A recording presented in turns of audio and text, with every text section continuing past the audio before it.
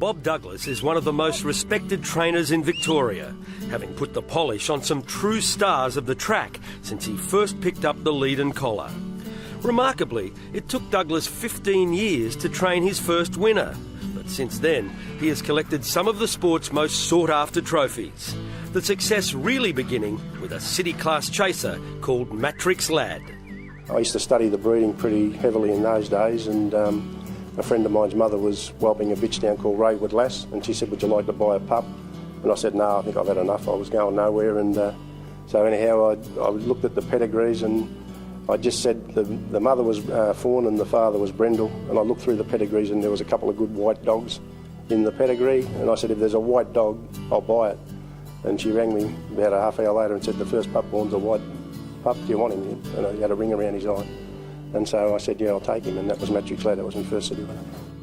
Douglas first experienced what it was like to breed a champion in the 1990s, when a brindle speedster known as Dashing Eagle surged to stardom under his tutelage. We bred him. I bought the bitch originally, a bitch called Harper Valley. She was a full sister to Rinaldi Lass. And Rinaldi Lass, we didn't know at the time, but Ginger, she was a mother of Ginger. I bought her purely as a brood bitch, bred Tivoli Model out of her. And Tivoli Model became our brood bitch. She produced Dashing Eagle and Tivoli Man and all the other city winners. It was around this time the hobby grew out of control for Douglas, and he made the decision to relocate to his current property at Heathcote. The hobby got out of control when we had Dashing Eagle. We had all his sisters, so we started to breed from his litter sisters, and so obviously we couldn't pay up for all the pups, so we sort of started up here.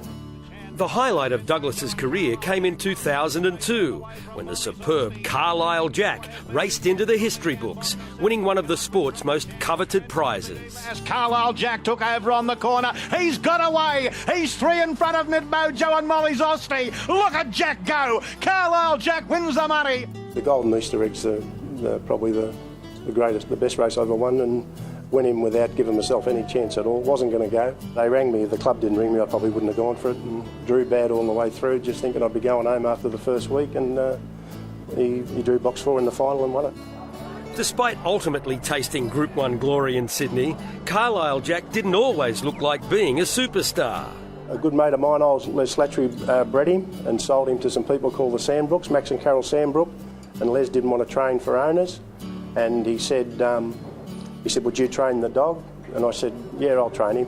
They broke in very steady, and when they rang, I said, "Take him home, rear him up," and he'd give him a bit of let up because I knew Les's breed needed time. And anyhow, they rang me and said he's ready to come down. I was just selling everything. I was out of dogs, and when they rang, I said to Faye, "We better take this dog. I promised these people I'd take him. He'll only be here 8 weeks and he'll be gone. He's no good, you know." And he turned out to be Carlisle Jack. Even though he did not believe the dog had any ability, Douglas persevered. It was not long before the son of head honcho and our girl Olivia showed what he was really capable of. First run round Bendigo, I slipped him, he didn't do anything flash. The first time I run him out of the short, he didn't go flash. Second run, he improved out of sight, and then I stepped him up to 400, and his first 400 run, I said to Les he'd be a champion. The greats didn't end with Carlisle Jack. Just a couple of years later, Classy Customer came into Douglas's kennels, and although he was not suited in Melbourne, a move interstate propelled his career astronomically. I'd become friends with Jason McCabe. Jason came down here and I said, "You want to take that pup home?" I said, "I think he's going to be a real good stayer." And he admitted to me over a few beers one night, he said, "I thought I was crazy." But he finished up a national champion. He won the AWM distance at Meadows, and he won 3 group races.